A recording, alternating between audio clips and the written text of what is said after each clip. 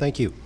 I was going to come up here and say that I was coming here as a concerned American, but I find it tough to consider myself that anymore with all the racism against Islamic people in the Middle East, against immigrants here in the United States. I guess I don't feel that's what America's about or should be.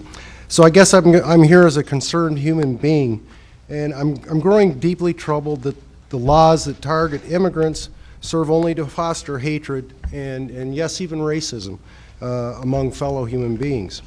Our country, which is a true melting pot, is rich with culture due to the diversity of all the people that we have here, and we are all better for it.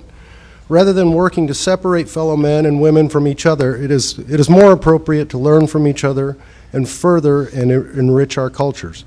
Hatred against immigrants in our country is nothing new. As each new wave of immigrants arrived, there was indignation, fear, and even hatred that arose. Hatred of Germans, hatred of Poles, Czechs, Asians, Scots, and don't forget the dreaded Irish.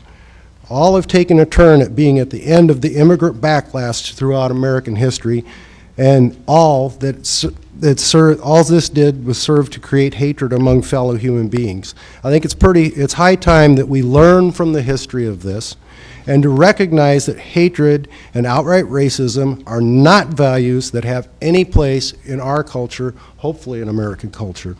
Not only should the English-only ordinance and other such laws targeting immigrants be voted down, and instead I would suggest that Carpentersville lead the way and live up to your city motto, building a better tomorrow today, and make Carpentersville a sanctuary city for immigrants so they do not have to work or live in fear.